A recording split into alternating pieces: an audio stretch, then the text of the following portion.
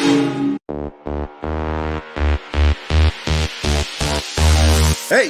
drop.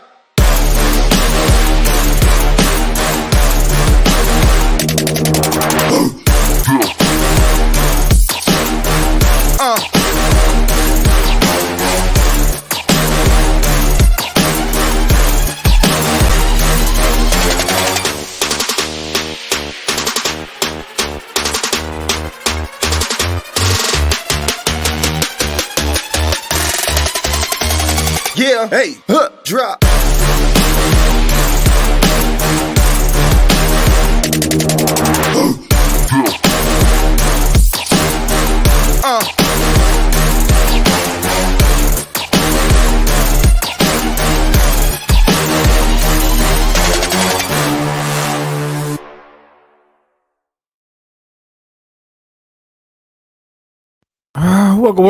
Welcome. It's your man, God of Dice, back with another episode of the Audible Sports Breakdown by yours truly. Hope everybody had a good day. I had a busy day. I had a very busy day. I didn't know I was going to make it in time enough to get this show out. We're going to start off. Welcome, like I said, hope everybody had a good day. Ms. Murph, how you doing? Always faithful.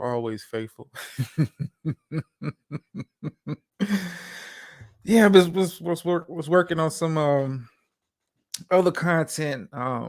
Working on putting together some videos for the stuff I'm kind of be rolling out in the next couple of weeks. As we kind of change the channel just a little bit.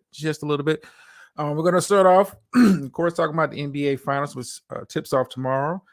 In Denver, Game 1 is in Denver. If you've been under a rock, you don't know that Miami will be playing Denver.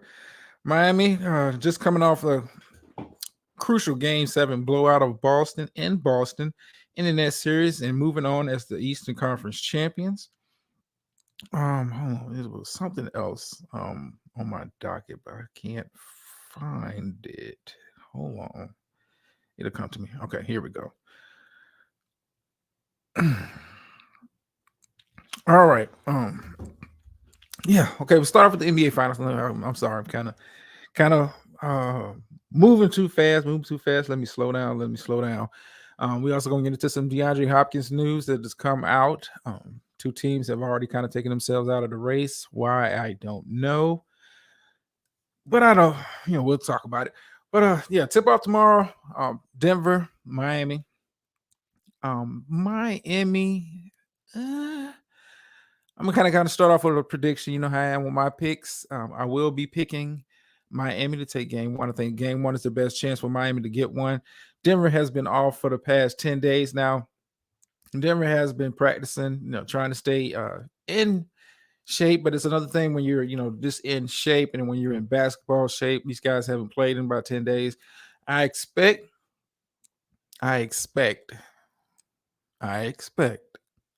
the Denver to come out a little bit sluggish, still trying to get their basketball legs up under them. Like I said, they've been practicing. It's only so much practicing and simulation you can do with actual game action. I'm pretty sure they haven't been going that hard in practice. I know Denver did have some days off. They gave the players some days off during this break. And I think Miami was just playing a 7-game series against the Boston Celtics, come in with the more basketball-ready legs. I expect Denver to kind of start slow. Now, I could be wrong. Denver could come out refreshed, focused. But typically when you see teams that have long layoffs during the playoffs, they come out a little bit flat in Game 1. And I think this Miami is the best chance to take one. Kind of shake up the series just a little bit. I think this is Miami's best chance to kind of get one, because I don't think, if they don't get Game 1, I don't think Denver's going to let them have Game 2. But Denver could come out guns blazing and firing on all cylinders, continuing the awesome run they've had in the playoffs. And I didn't know this fact until I was kind of researching Denver's home record down the stretch. Now, I know they struggled down the stretch on the road, but Denver hasn't lost at home since March. And I know much has been made about playing in Mile High and the altitude and I don't think it's that big of a deal. I think it's more of a psychological thing than anything. It's not, Denver plays, it's mile high technically, but it's not like the air is so thin up there. Guys are wheezing after the first quarter. Like I said, I think it's more of a psychological thing. You see that kind of play out when teams come play the Denver Broncos in football. They're so worried about playing in the altitude.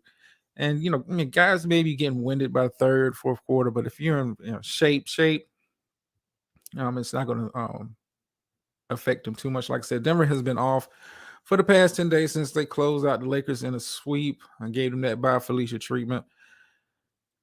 Like I said, I got Denver winning in 5. But I think as far as game 1 is concerned, I got Miami. I think Miami is going to come in, like I said, with the more basketball-ready legs. I think they get out on Denver.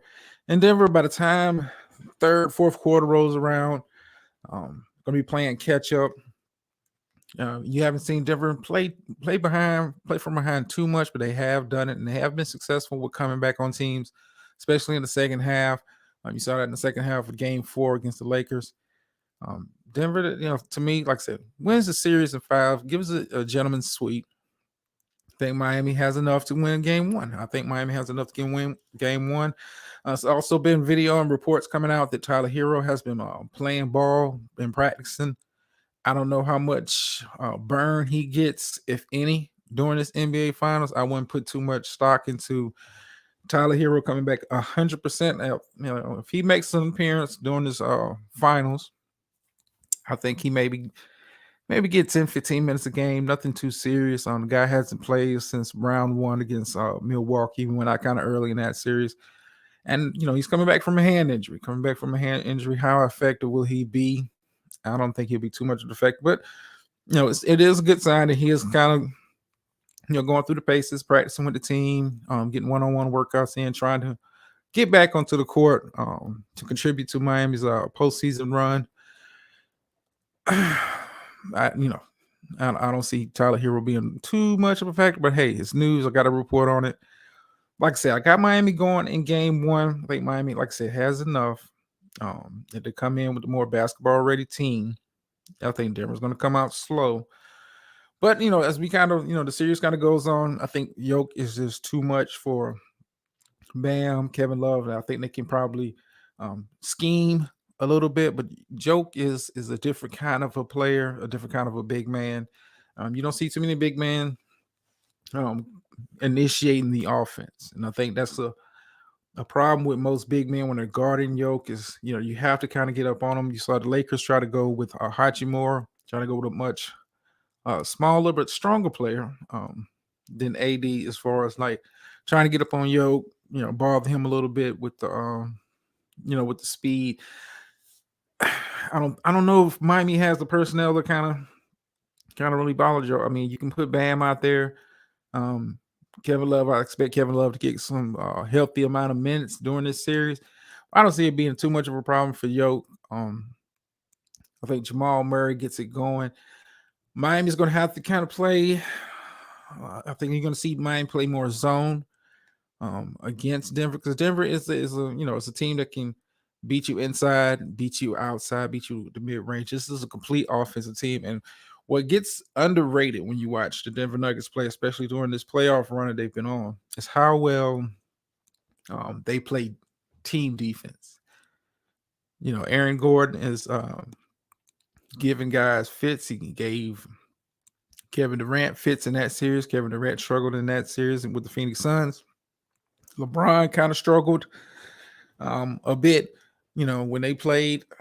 Aaron Gordon is a very athletic, but he's got length, and I think that his addition to the team and him buying in to changing his game has really elevated the Denver Nuggets. Aaron Gordon is not looking to score. He'll take lobs. He'll get putbacks. A post up here and there, but the offense doesn't run through Aaron Gordon. And I like the fact that Aaron Gordon has accepted his role on this team. I think if he was on any other team, he'd be trying to look to be a focus of the offense, but he understands, hey, Yoke is the is the man setting it up. Jamal Murray is doing his thing, and you just got to get in where you fit in. And he's accepted his role, and you see that with Denver, teams that have good coaching, such as Denver's, the Miami's. Um, the best examples recently of guys accepting their roles and excelling in those roles. I think eventually Denver's depth is going to wear down Miami. Miami has a respectable bench. Not to put a slight on them, but their bench does not compare to the amount of firepower that Denver is able to bring off of their bench. I think Bruce Brown is a X factor for me. Is an X factor for me, an underrated defender, a guy that can kind of slash, get to the hole, has a respectable enough 3-point shot where you have to kind of put a hand up in his face and be aware of him being out there. I think Jeff Green brings another dynamic and another element to Denver when they go to him coming off the bench. Jeff Green is a very versatile slash power forward, small forward type guy. He's more of a tweener. It's not really a banger, but Jeff Green has 3-point range. I think he'll draw out, and you don't really lose too much with the offense with Jeff Green out there. That allows Yoke to kind of get a rest. Miami, I'm not, congratulations to them making it to the NBA Finals, but I think the buck stops here. But as far as game one is concerned, I got Miami. I got Miami going into Denver, taking game one, more like still in game one. And I think Denver goes on and wins the series in 5. Gentlemen sweep. Nothing to be ashamed of, Miami. You're just running into a better team, a better team that is coached just as well as you are. Just as well as you are. I think Denver has the personnel over the course of the series to give Jimmy Butler's problem. They can run Michael Porter Jr. at him. You probably see a lot of Aaron Gordon on Jimmy. KCP is a capable enough defender. If they go to him, Jamal Murray has the size as a big guard to really compete with him. And then, it's I feel for Miami. I feel for Miami. Like I said, you just run into a better team that is coached just as well as you are. So it's no shame. But I got Miami winning. I got Miami winning game one.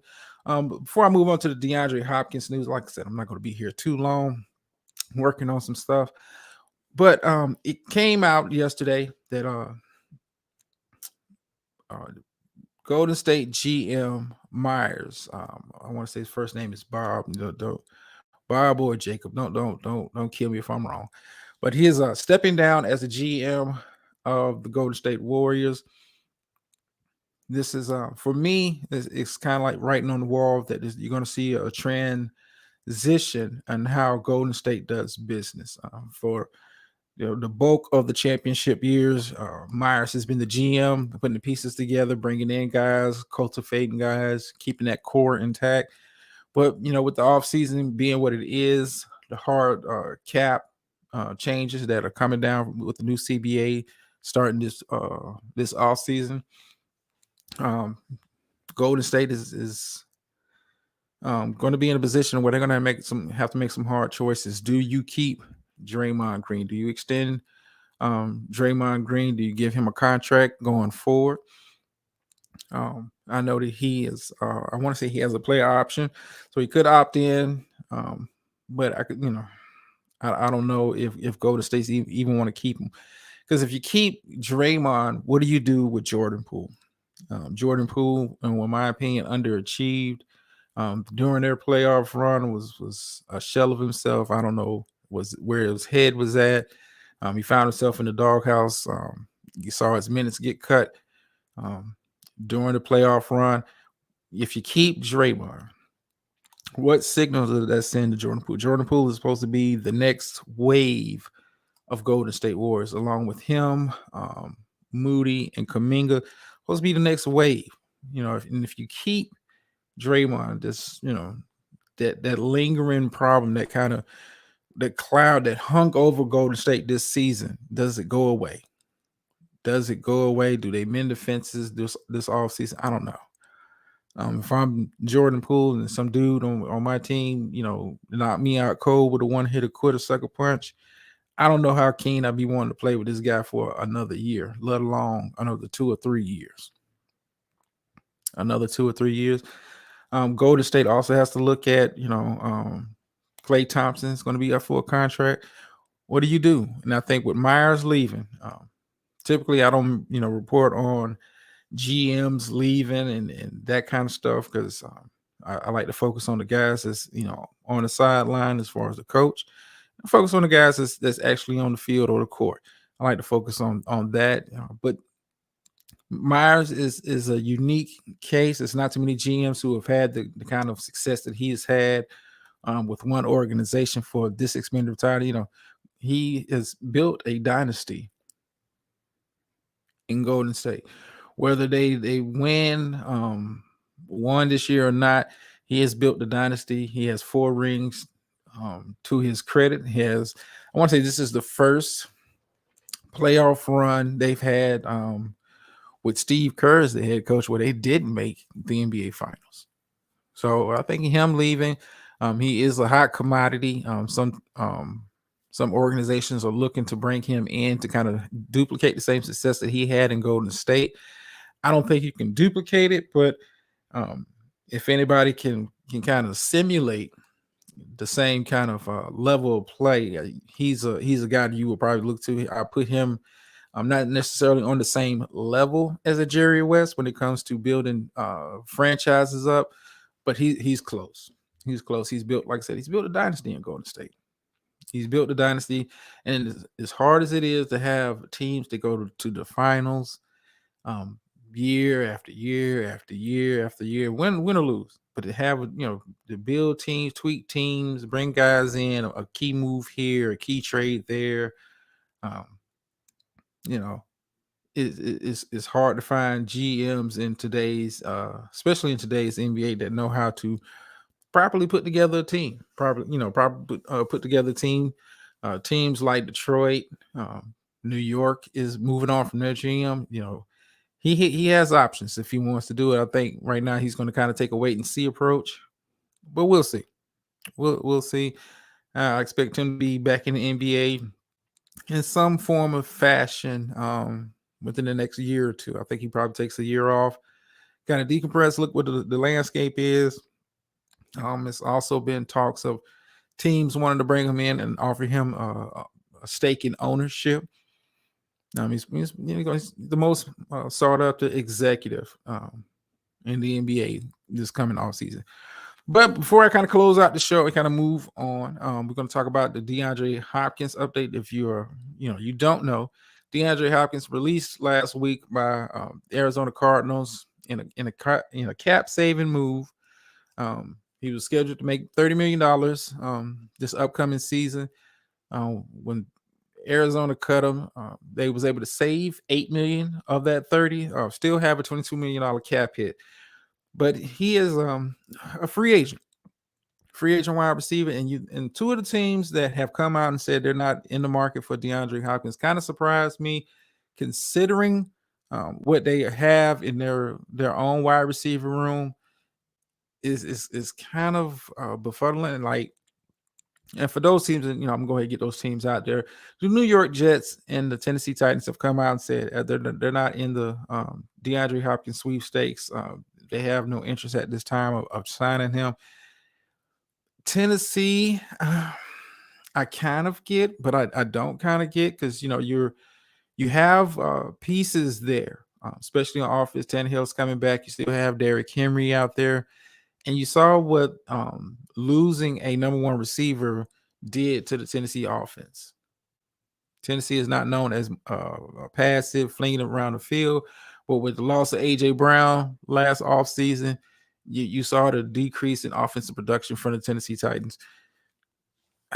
For you guys to kind of come out and say, hey, you're not in the running, you're not thinking about DeAndre Hopkins, I think you're doing a disservice to your team. You explore all options. All you can do is, hey, we reached out, talked to his agent.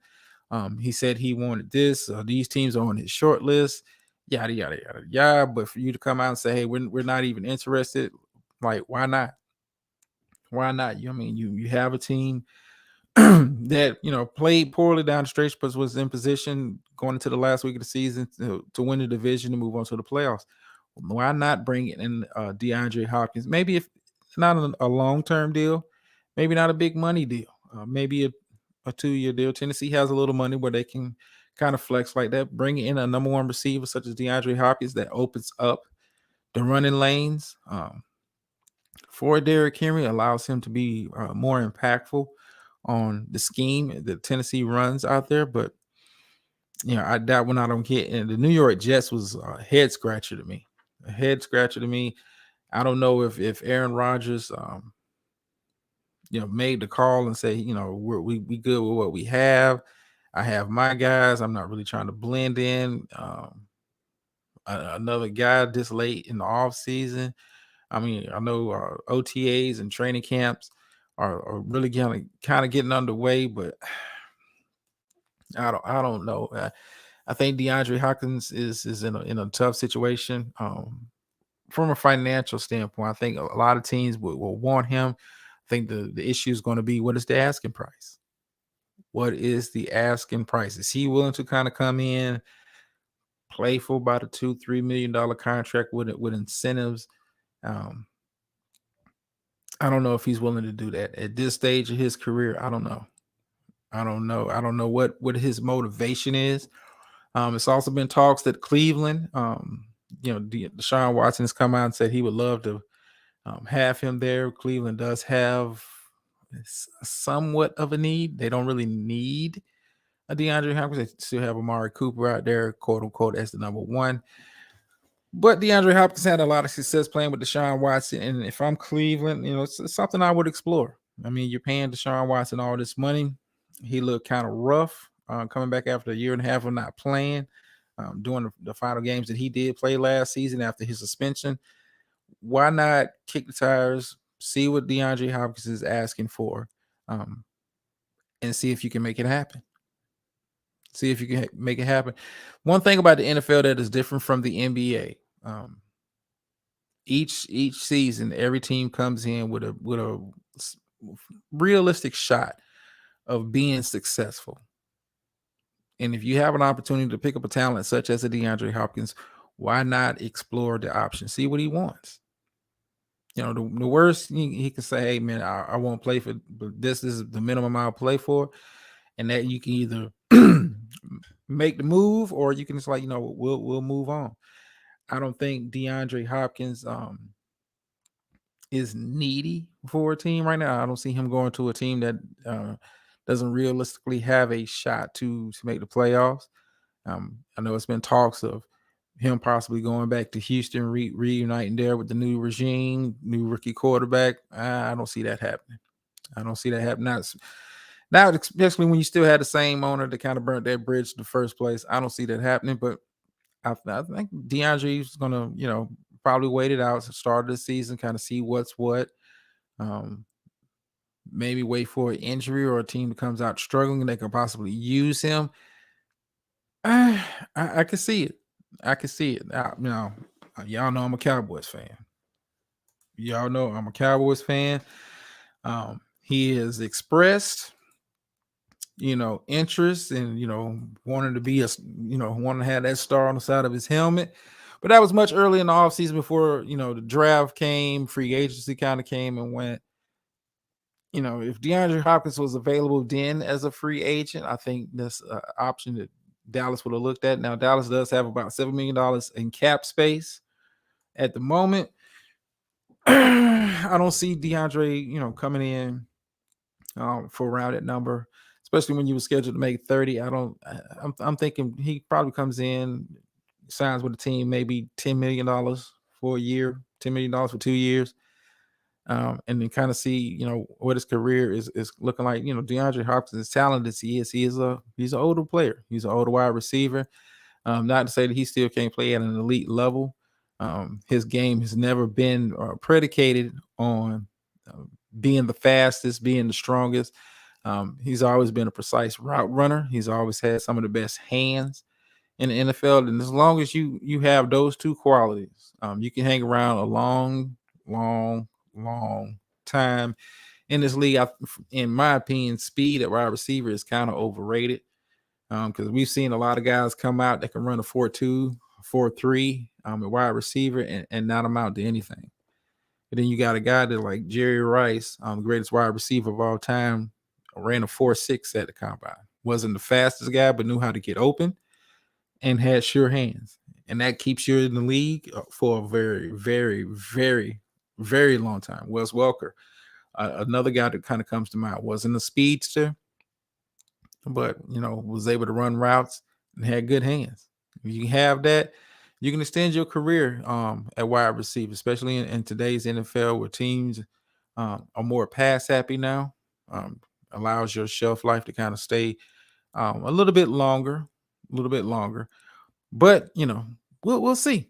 We'll see. Like I said, DeAndre Hopkins, my opinion, is right up there with potential number one free agent. I think Zeke is also, it's a possibility he may come back to Dallas. I've heard reports. Excuse me for a second.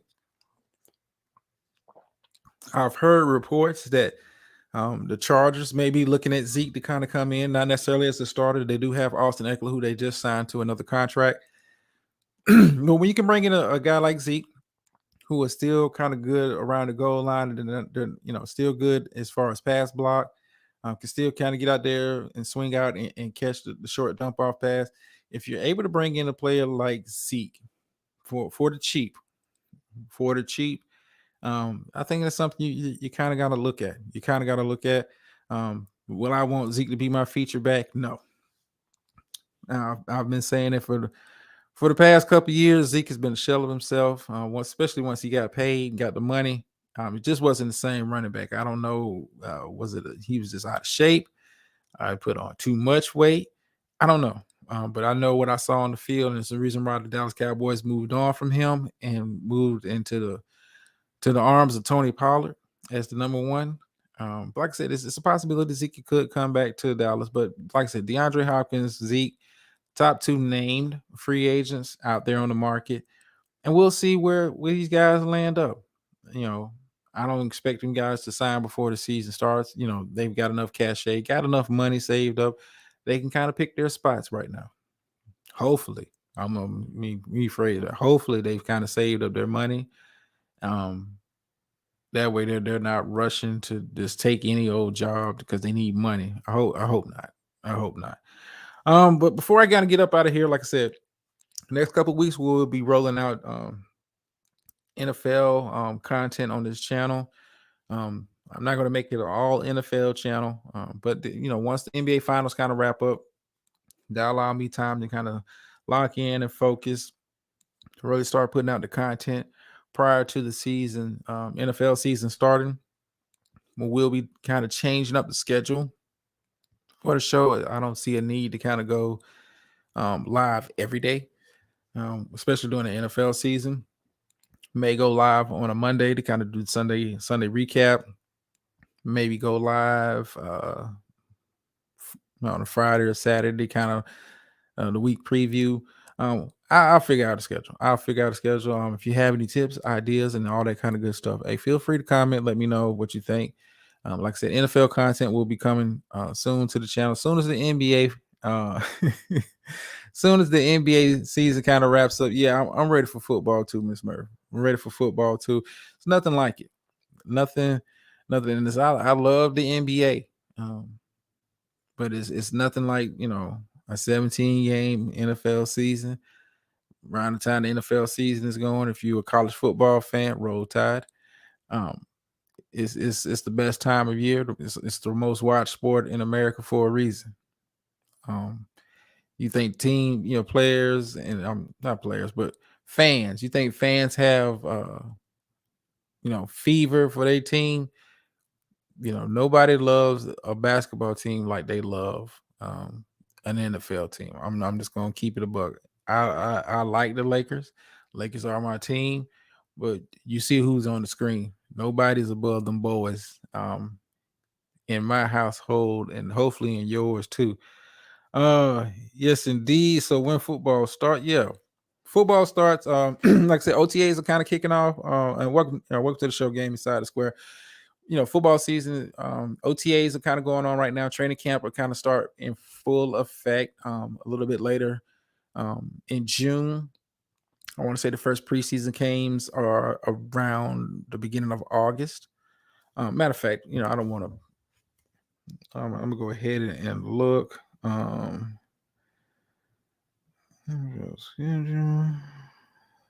hold on. Yeah, the first preseason game. Yeah, I knew it was like around start. Our first preseason game. Matter of fact, is Jets and Browns, August 3rd. August 3rd. Then like the rest of the preseason teams are kind of kick off on August 10th. So yeah, like I said, OTAs are going on right now as far as like teams getting prepared for the upcoming season. Training camp will be in full effect a little bit later in June. And I'm looking forward to it. Like I said, I'll be starting rolling out the NFL content as soon as the NBA is kind of wrapped up, because that kind of takes my time. But what the plan is now, going into the new season, I want to kind of roll out my own team by team, do a recap of the previous season, and see what the team did as far as like the offseason free agency, the draft, and kind of give my predictions. And hopefully I have all that out by the time the actual season kicks off. I'm kind of working on that now. So be on the lookout for that to coming to the channel. But let me kind of get up out of here because I just kind of like just want to chill. NBA final, like I said, NBA finals tips off tomorrow. Miami, Denver, my pick right now. Miami takes game 1, but Denver ends up winning the series in 5, gentlemen sweep. Thank you guys for coming out, watching the show, taking the time out your day to listen to little old me. Continue to like, share, subscribe, all that good stuff. Like I said, appreciate all the support, appreciate all the views, comments. Football season, we gonna ramp it up because I'm gonna be talking hella shit. If you ain't if you ain't a Cowboys fan, I'm gonna be talking shit about your team. But anyway, still no outro, but I'm out.